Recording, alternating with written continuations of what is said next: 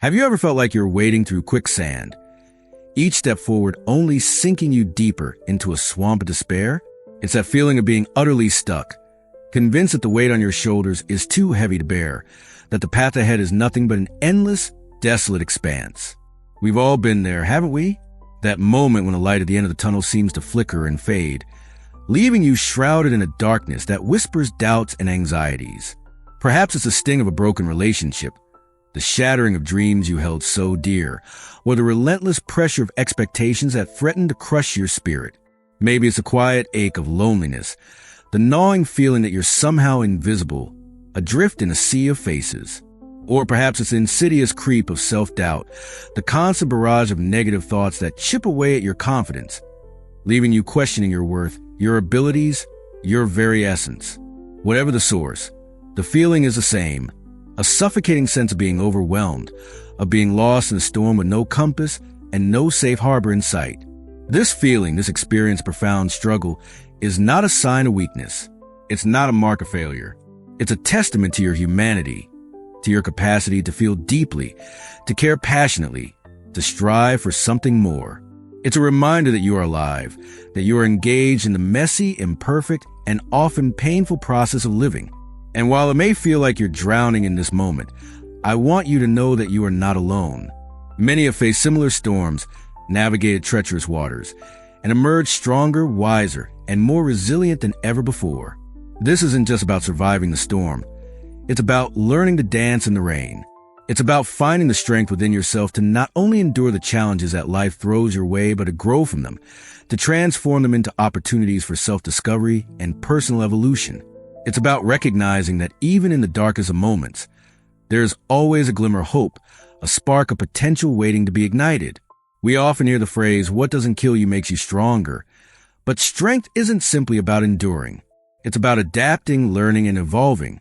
It's about developing emotional resilience to bounce back from setbacks, the mental fortitude to overcome obstacles, and the spiritual wisdom to find meaning and purpose in the midst of adversity. This journey, the one you're on right now, is not a sprint. It's a marathon. There will be moments of exhaustion, moments of doubt, moments when you feel like giving up. But it's in these moments that your true strength is revealed. It's in these moments that you have the opportunity to choose courage over fear, hope over despair, and self-compassion over self-criticism. So, take a deep breath. Acknowledge the pain, the struggle, the weight you're carrying. But also recognize the strength within you, the resilience that has carried you this far. You are not defined by your challenges. You are defined by how you respond to them. And I believe that you have the power to emerge from this experience not just stronger, but transformed. You have the power to create a life filled with meaning, purpose, and joy, even in the face of adversity. This is your journey, and you are capable of navigating it with grace, courage, and unwavering self-belief. Now, consider how this applies when you face the overwhelming sensation of feeling like an imposter. You've achieved something significant, perhaps a promotion, a successful project, or even a personal milestone. Yet instead of celebrating, a nagging voice whispers that you're a fraud, that you don't deserve it, and that you'll soon be exposed. This feeling, often rooted in perfectionism and a distorted perception of your own abilities, can be incredibly debilitating. However, understanding its psychological underpinnings can empower you to challenge its grip. A crucial layer to consider is the concept of cognitive distortions, particularly discounting the positives. This is when you actively minimize your accomplishments, attributing them to luck, timing, or external factors, while simultaneously magnify your perceived flaws and shortcomings. For example, you might ace a presentation but fixate on the one minor stumble you made, completely disregarding the positive feedback you received and the overall success of your delivery. Recognizing this pattern is the first step toward breaking free from its hold. Furthermore, building on this understanding, it's essential to examine the role of early experiences and societal conditioning. Perhaps you grew up in an environment where achievement was never acknowledged or where criticism was prevalent. Or maybe you've internalized societal messages that promote unrealistic standards of success and beauty. These early influences can shape your self-perception and contribute to the development of imposter syndrome. However, acknowledging these influences doesn't mean you're doomed to be a perpetual imposter. Conversely, It provides you with a framework for understanding why you feel the way you do, which in turn allows you to challenge those deeply ingrained beliefs. One powerful technique is to actively reframe your thoughts.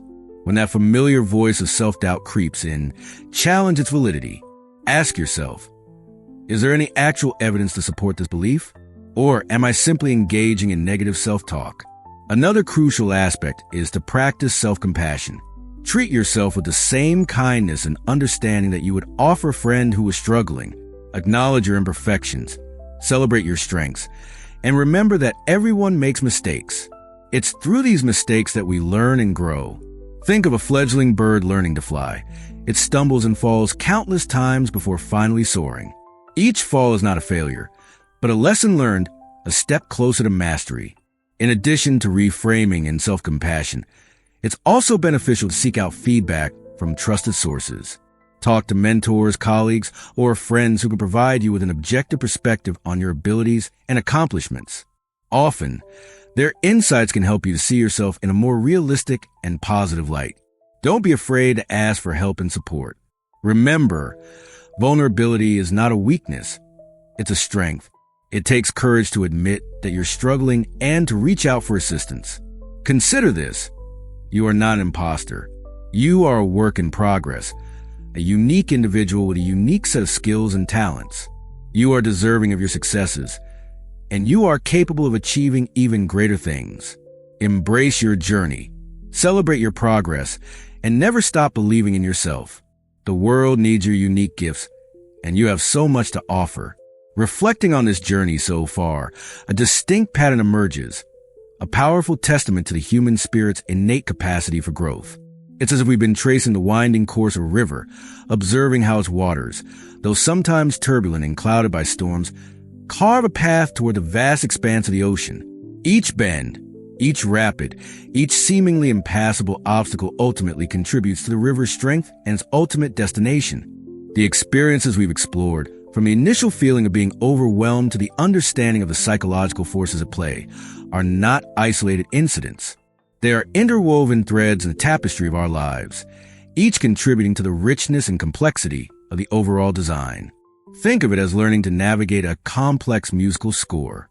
At first glance, the notes may seem disparate and confusing, but as you delve deeper, you begin to recognize the underlying harmonies and the overarching melody that connects them all. In light of these insights, the path forward becomes clearer, not as a straight and unwavering line, but as a winding road that invites exploration and discovery. It's a path that requires us to embrace both our strengths and our vulnerabilities, to acknowledge our imperfections, and to celebrate our progress, no matter how small. It's a path that demands courage, compassion, and an unwavering commitment to self-growth. Drawing these strands together, we see that true strength isn't about avoiding challenges or pretending that we're immune to pain. It's about developing the resilience to navigate those challenges, to learn from those experiences, and to emerge from them transformed. It's about cultivating a deep sense of self-awareness, a compassionate understanding of our own inner workings, and an unwavering belief in our own potential. As we pivot toward the final reflection, consider the cumulative effect of the ideas we've explored. It's akin to building a sturdy ship, one plank at a time. Each insight, each tool, each act of self-compassion contributes to the overall strength and seaworthiness of the vessel, preparing us to navigate the unpredictable waters of life with greater confidence and resilience. The journey we've undertaken has not been about finding a quick fix or a magical solution.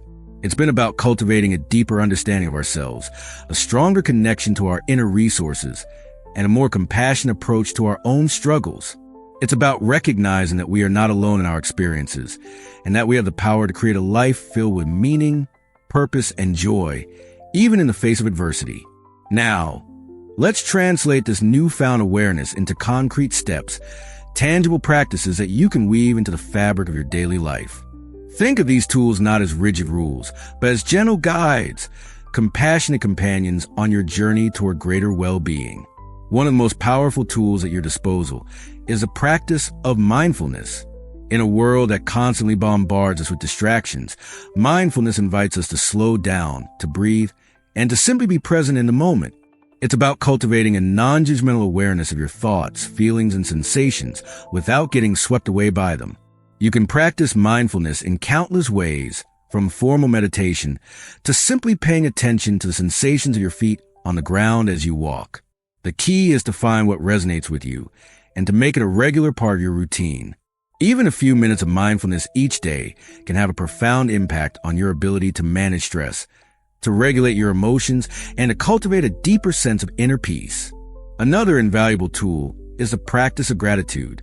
Taking time each day to appreciate the good things in your life, no matter how small, can shift your perspective and cultivate a sense of contentment. You can keep a gratitude journal, express your appreciation to others, or simply take a moment to savor the beauty of a sunset. The act of gratitude reminds us that even in the midst of challenges, there is always something to be thankful for. Beyond these internal practices, it's also essential to cultivate healthy relationships and to build a strong support system. Connecting with others who understand and support you can provide a sense of belonging and reduce feelings of isolation. Don't be afraid to reach out to friends, family members, or mental health professionals when you're struggling. Sharing your experiences with others can be incredibly validating and empowering. In addition to these strategies, consider incorporating activities that bring you joy and fulfillment into your daily life. Whether it's spending time in nature, creating art, listening to music, or engaging a hobby, make time for the things that nourish your soul. These activities can provide a much-needed respite from the stresses of daily life and help you to reconnect with your passions and values. And finally, remember the importance of self-care. Prioritize your physical and emotional well-being by getting enough sleep, eating healthy foods, and engaging in regular exercise. These simple practices can have a profound impact on your overall mood and energy levels. Remember, you can't pour from an empty cup. Taking care of yourself is not selfish. It's essential for your well-being and for your ability to care for others. The tools we've discussed are like instruments in an orchestra. Each one plays a unique role, and when combined, they create a symphony of well-being. Experiment with these tools. Find what works best for you, and don't be afraid to adjust them as needed. This is your journey, and you are the conductor of your own orchestra.